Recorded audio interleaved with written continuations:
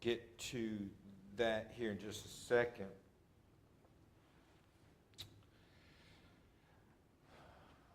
I wanted to bring up something that, get your thoughts on that, since it's just us. Get your thoughts on this, that, and first of all, I believe it's true, but I don't know that it is true. So you might have to help me out with this as well. But it was reported that not one school shooter, since, I don't know, whatever, 1999, whenever that was. Obviously, if they took their own life, can't do anything about that. But no school shooter that has taken life has ever faced the death penalty. But yet that man that took the CEO's life just a few weeks ago, the United States government is seeking the death penalty for him. Is that in New York? Where, I mean, I know the murder occurred in New York, anyway, maybe it's a federal crime, I'm not sure. What are your thoughts about that? Most of the school shooters, if you notice, are kids. Okay, most of the school shooters are children. Okay. Has there been an adult school shooter? Yes, Has there been? yes. Oh, you are correct, though. A bunch of them are children. Or young adults. Yeah. You know, 16, 17, 18, you're a young adult. Yeah. And here's the thing is that there have been plenty of teenagers that have done things and that they've been tried as adults. Yes. What about, is that the Menendez brothers? They've been in the news here lately. Weren't they teenagers when they killed their parents? Now, I know that they didn't get the death penalty. I mean, obviously, they didn't get the death penalty, but they got life in prison without the possibility of parole. Wasn't that their sentence? They may be getting out. I understand that, but that was their initial, I do get that. But their initial, in other words, they were tried as adults. That's what I'm saying. Even though they were fairly young. I mean, they weren't like 10, but they were teenagers. Yeah. Now, there is a young man who was 15 who shot and killed a 17-year-old that is going to be tried as an adult. Tried as an adult, yes. And that wasn't long ago. Right. So it does happen, but they're, not all of the school shooters have been children. No. Some, I don't know how many. Quite frankly, I just don't keep up with it. But some of them are adults, but none of them have ever faced the death penalty. I find that highly interesting, don't you? That someone can come in a school and terrorize the school, and yet all they're going to face is jail time. I don't know. That just doesn't seem equitable, is all I'm saying. I don't know. Maybe it's just me. I just thought I might throw that out there, see what your thoughts were on all of that. Okay. Let's continue then. On page 384, let's look at human sacrifice as we continue. What were some of the situations where if someone took another, if someone committed a crime, that they would be guilty, they would be up for the punishment of capital punishment in the Old Testament. And Leviticus 20 and verse 2. The Lord there says that those that sacrifice it to other gods, that they then should be up for capital punishment. That is, at that time, of course, a stoning. Again, thou shalt say to the children of Israel, whosoever he be of the children of Israel, the strangers that sojourn in Israel, that giveth any of his seed, of course, obviously that's his children, to Molech, he shall surely be put to death. The people of the land shall stone him with stones. And so, if any person within the boundary, whether you are of the seed of Abraham or you are just someone passing through, and you offer your child to Molech in a child sacrifice, that's what they were doing, then you should be stoned with stones. And, I was looking at this, to me, of course, the very first thing is, okay, well, what about then abortion? Wouldn't that also be grounds for capital punishment? If you just wanted to kill your unborn child because it's inconvenient, which is the majority of abortions, by the way, like by a lot.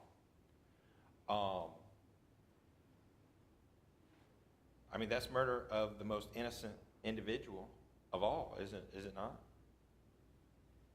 Of course, we don't think in terms like that, do we? And yet, that's exactly what is occurring here. So in the Old Testament, the difference, of course, is that the baby is already born, as opposed to not yet born. Baby nonetheless, though. So, from that standpoint, there's no difference. And so in the old law, then God says that if you offer your child as a sacrifice, then you should be stoned with stones. They were tempted to offer their children to pagan deities because that's what their fellow nations did. And God says this is something that has never even, Jeremiah 19:5, has never even entered my mind that you should do any of these things. And of course, the peoples of Canaan were not the only ones to offer their children up. We still have people today in various parts of the world that, if the child is the wrong sex, they want a boy and they got a girl, guess what they do to the girl? They would just kill her in whatever manner. Maybe they drown her in the river, just, throw her out, whatever. There are all kinds of situations. Or throw her away. Just put her in a bag and throw her away. Those things still happen today. So it's not like, these situations were just an ancient situation. People are still people all the time. And, you sacrifice your child to whatever god it is. Maybe it's to Molech, but maybe it's to self. Maybe it's to cultural values. Whatever the god is, the God of heaven does not appreciate that. And that has never been part of what he has wanted. Any thoughts or questions about sacrificing children as being worthy of death, capital punishment? When they Yes, ma'am. sacrifice their children, what if an infant, do they go up to a certain age, or? Yeah, usually it was a certain age. It could be up to toddlers, 2-3 years old. It was typically not a child who is able to do chores, let's say. And so by the time a little one gets to be about 5 or 6, they're already starting to do chores around the house and things of that nature. So, so they would not, they'd be already past that particular situation. Typically, of course, if you had a family, which a lot of them were, very large families, and the youngest one happened to be 10, let's say, and a false prophet came through and said, "Oh, you're going to have to sacrifice one of your family members." Well, guess who was on the, if you will, chopping block? The youngest one. And so, no doubt that happened, occurred as well. Or probably more than likely, whoever the youngest girl was, that's the person that, that would be sacrificed. So it could have been anything, but typically it was little children, infants, toddlers.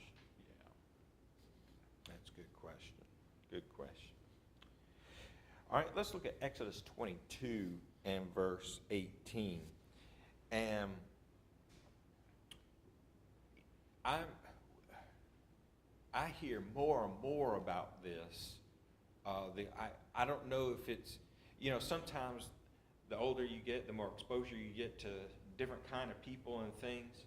But the older I get, the more exposure I get to the area of witchcraft and how that witchcraft is just as alive today as it has ever been, maybe even more so.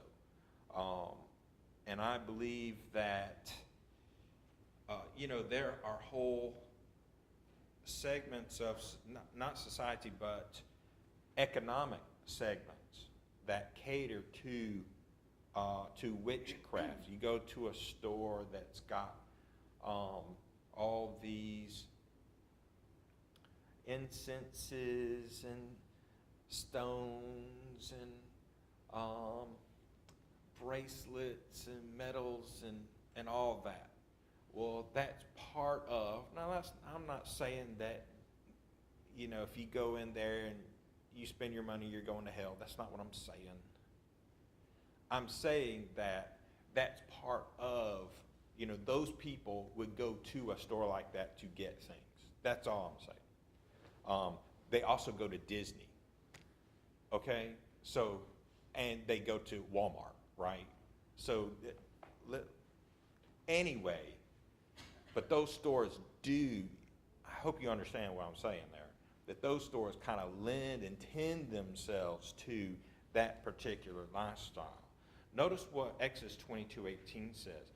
Thou shalt not suffer a witch to live. And so this is a situation where, witchcraft, this is why, for this law, this is why Saul went to the witch of En-Gedi, remember? But he did so secretly because she knew if, a prophet of God or the king came and, witchcraft, that she could die. And so, witchcraft, obviously, because of this law, that witchcraft and divination, as it is put here, of any kind, these individuals should be put to death. It's also very interesting that she was very surprised when Samuel arrived in the fire. Scared her half to death. Because witchcraft's not real, right? And that is what that's what the situation is. I'm gonna skip, since we're right here already. I'm gonna skip adultery, get to bestiality here, because it's in the very next verse. Obviously, Exodus 22, verse 19. Whosoever lieth with a beast shall surely be put to death. And so, obviously, this is just self-explanatory of any person for any purpose or reason that would lie with, that is, enter into some sort of sexual relationship with an animal of any kind, that would then be grounds for capital punishment. That person should then be put to death. We certainly don't even think in those terms, today. Certainly the world doesn't, but, certainly the world doesn't. Leviticus 20. Now let's go back up to number 11. Leviticus 20, beginning verse 10. The man that committeth adultery with another man's wife, even he that committeth adultery with his neighbor's wife, the adulterer and the adulteress shall surely be put to death. And the man that lieth with his father's wife hath uncovered his father's nakedness, both of them shall surely be put to death. Their blood be upon them. If a man lie with his daughter-in-law, both of them put to death. They have wrought confusion, their blood be upon them. If a man lies with mankind, as he lies with womankind, creates homosexuality then, both of them have committed abomination, they shall surely be put to death. If a man take a wife and her mother is wickedness, they shall be burnt with fire, both he and they, that there be no wickedness among you. If a man lieth with a beast, as we've already talked about, he shall be put to death and slay the beast. If a woman approach you, if a woman approach unto any beast, lie down there too, thou shalt kill the woman, the beast. If a man shall take his sister, his father's daughter or mother's daughter, see her nakedness, she see his nakedness, is a wicked thing. So any kind of incestual relationship there, they shall be cut off in the sight of their people. He uncovered his sister's nakedness, he shall bear his iniquity. And if a man lie with a woman having her sickness, and shall uncover her nakedness, and hath discovered a fountain, she hath uncovered the fountain of her blood, both of them shall be cut off from among their people. Thou shalt not uncover the nakedness of thy mother's sister, your aunt, we would call her aunt, nor thy father's sister, for he uncovereth his near kin. They shall bear their iniquity. If a man shall lie with his uncle's wife, he hath uncovered his uncle's nakedness, and they shall bear their sin. They shall die childless. And if man shall take his brother's wife, is an unclean thing, he hath uncovered his brother's nakedness. They shall be childless. Who did that, by the way? Who famously did this? He took his brother's wife, famously.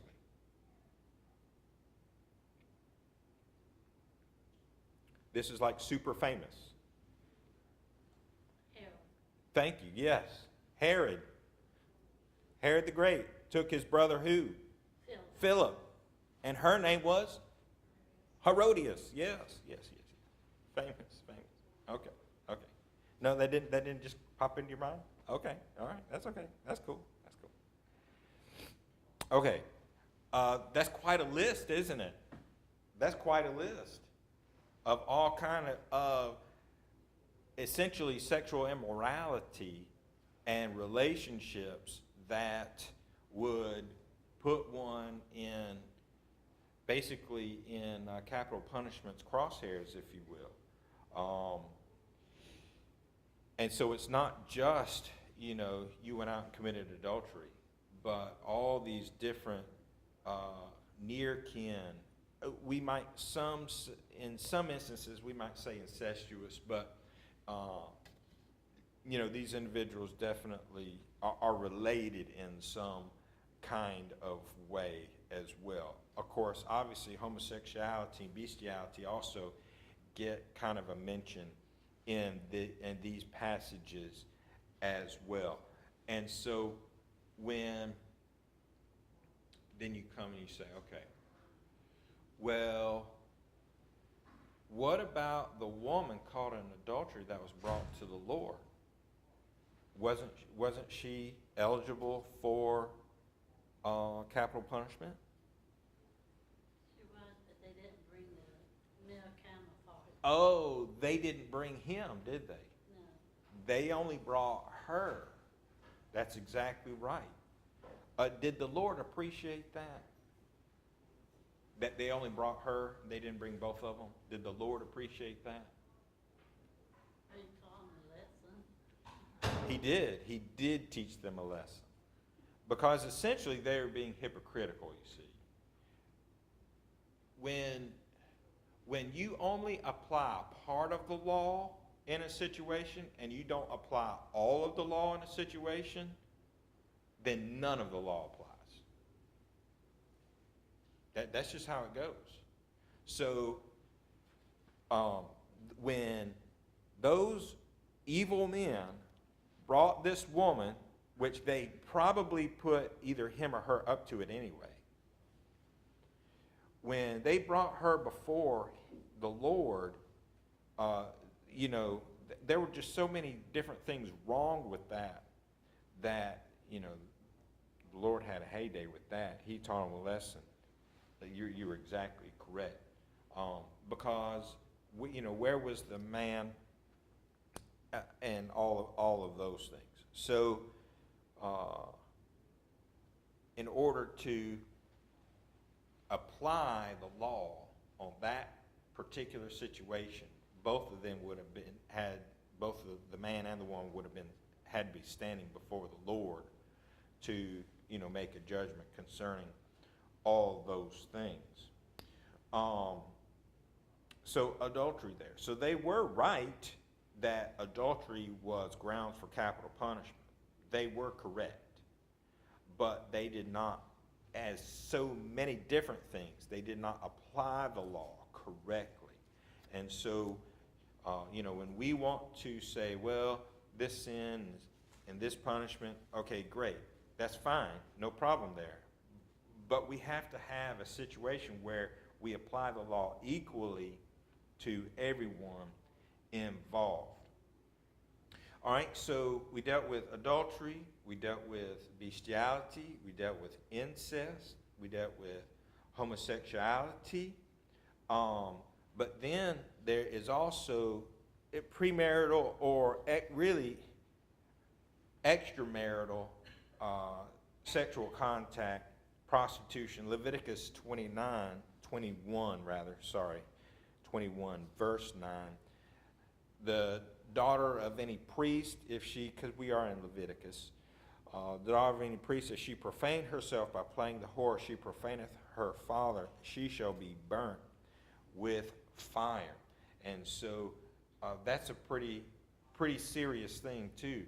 I do think that it's interesting that some of these things, stone them with stones, and some of them burned with fire too. That's a unique, I guess, kind of a different situation with that. And Deuteronomy 22, beginning with verse 20.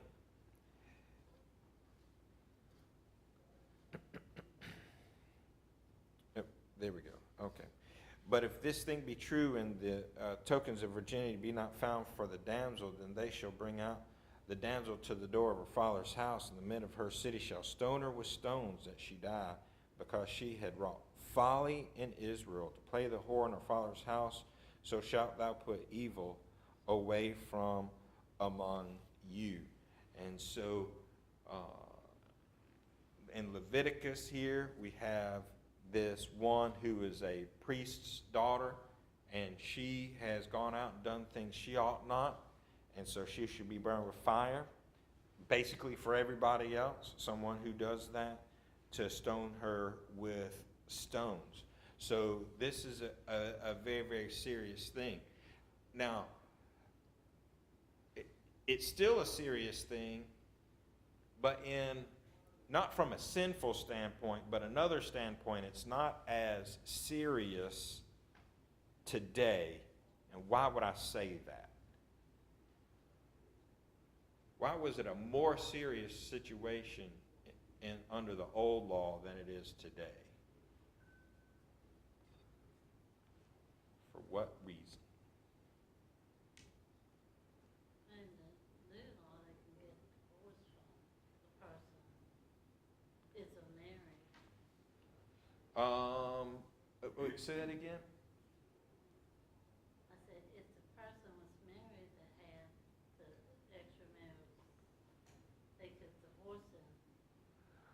right. In That, Omaha, they could divorce them for anything. that certainly is the case.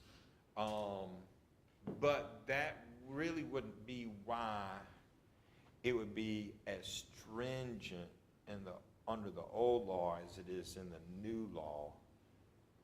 And here's the reason why. Because today, we're not looking forward to, and there's no bloodline for the Savior.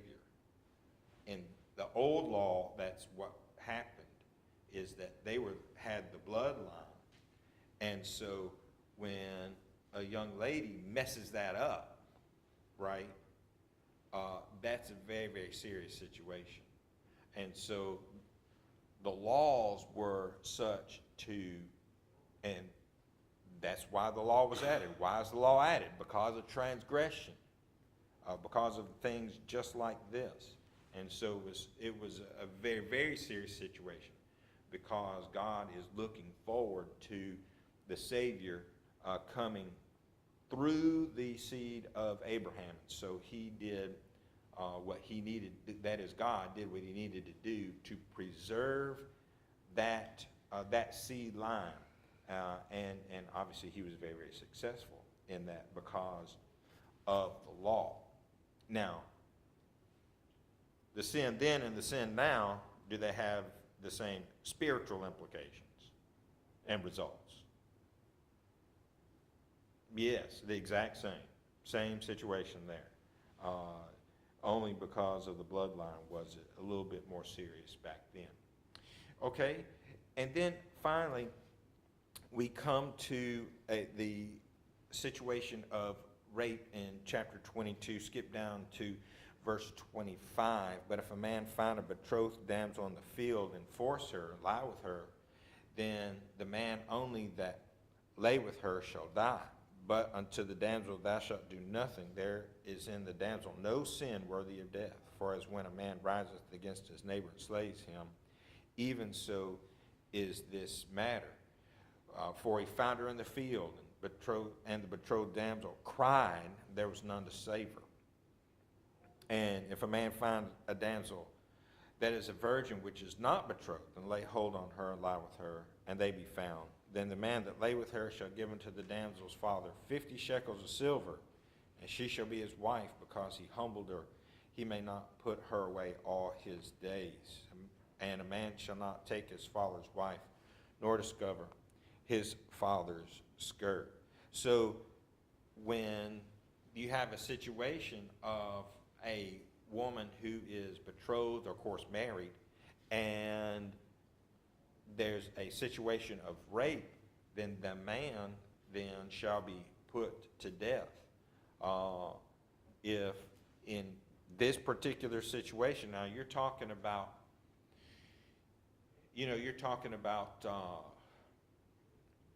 those who are in Israel. So you're not talking about strangers. You're just talking about family members, essentially. That is, those who are in Israel, the tribes of Israel. So there might be a situation where there's a young lady who's not betrothed to anybody, and yet a man humbles her. Then now she's his. And he cannot divorce her for any reason.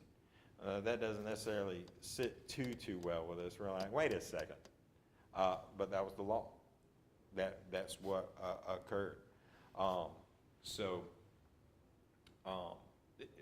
There was a situation back in Judges. You remember the very last chapter in the book of Judges, when the children of Israel went to war against the Benjamites, and the Benjamites, they defeated them twice, and then finally they overtook Benjamin and killed all but 400 of them. Well, what are we going to do with all these 400 men? They don't have any wives anymore. And so they lied in wait for some wives, and they just took, you're my wife.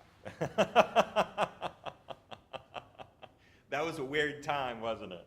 That was a weird time. I'm glad we don't live in those times. What about you? I'm glad we don't live in those times at all. Any thoughts, questions, ideas about this particular situation?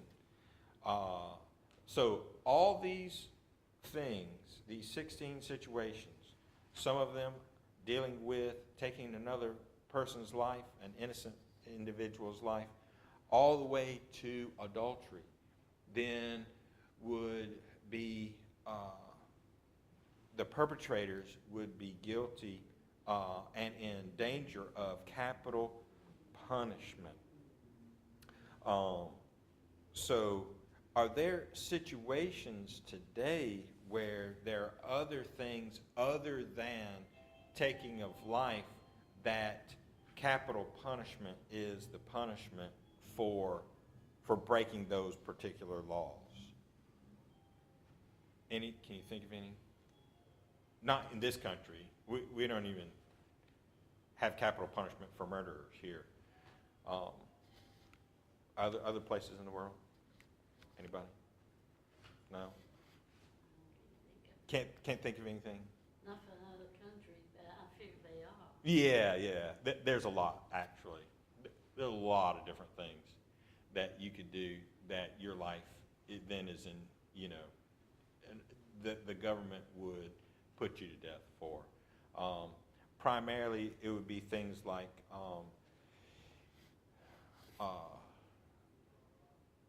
trafficking in human beings, trafficking in drugs, things of that nature. Then if you get caught up to, a certain amount or whatever, typically, then, they would execute you. So I guess supposedly if you, treason, even in this country, is supposed to be met with capital punishment. I don't know if that's ever been done. I mean, not since like a long, long time ago. But I don't know. Other countries, you look at somebody crossways, that could be your life too. Okay. Oh, we got 3 minutes, really? Sure. Moving on to the Christian era, New Testament teaching, which reveals God's will this side of the cross.